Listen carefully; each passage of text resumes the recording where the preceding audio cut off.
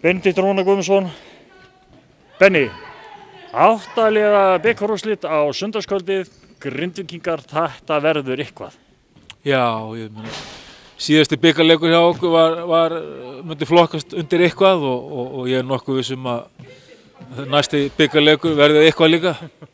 En Grindvíkingar, þetta hörkulið, þetta lið sem alveg við toppinn.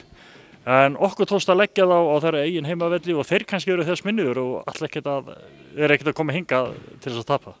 Nei, þeir ætla nú að svara fyrir það og eru búin að styrkja sig síðan þá, fengu hérna Dag Kár heim úr frá Bandaríkjunum og eru töluvert sterkari lið í dag heldur en þá og hafa náttúrulega bara verið hörku góðir í vetur bæði fyrir hans komu og eftir hans komu, þannig að þetta liði hvað í 4. sæti, þannig að þetta verður bara hörkuleikur.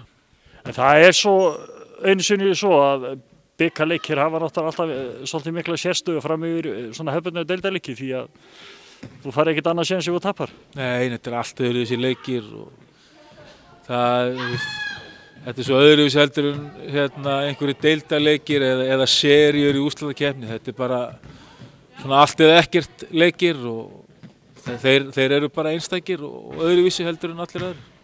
Langar strákana í Final Four? Já, þetta langar okkur. Og þið líka? Langar í höllina maður og ef við vinnum þennan þá það höllin sem býður og það yrði bara frábært fyrir félagið. Svona, bara yfir höfuð. Og leikurinn, hann verður sýndur hérna á Ríkissjónvarpinu, einhverjir rást þar, RÚV 2 eða eitthvað, ég veit ekki hvað það exakt. Jú, hann sýndur á RÚV 2 held ég alveg örugglega og en það skiptir. Við viljum náttúrulega fá fólk í höllina. Já, það alltaf að horfa á hann bara þegar fólk kemur heim aftur á hvað kallað þetta tímaflakkinu og þessu, þannig en það jafnast ekkert á að vera á leik, það ekkert varið að sjá leik í sjónvarpinu.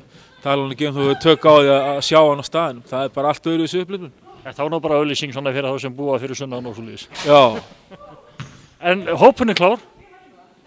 Já, það bara menn eru bara að bíða eftir þessum leik og vilja fara að spila sem fyrst.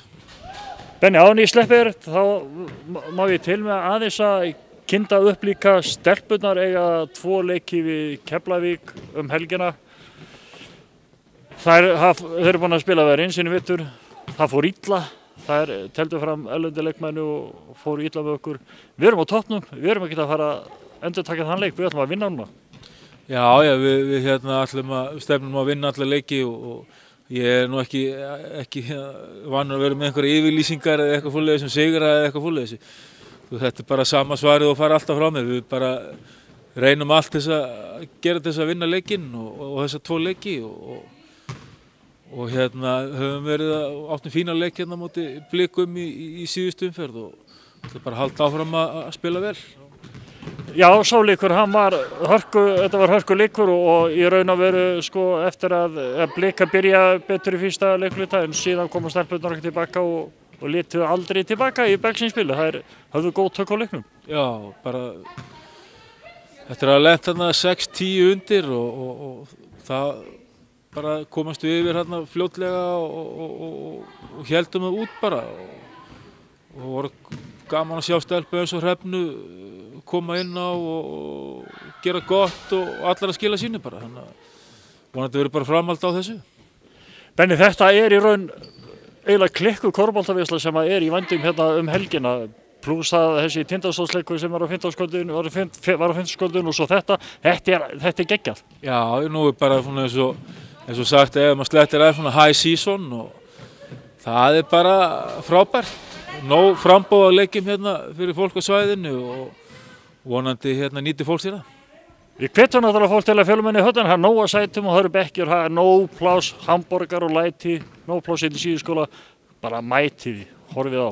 Já, svo ef þið eru ekki búin að fá nóg að körfubolta þá erum við að fara að hittast og horfa á körfuboltaleik á föstudagskvöldinu þarna út í Hamri, þannig að það svo mikil veisla í körfunni núna þessi misserinn, þannig að þetta bara frábært.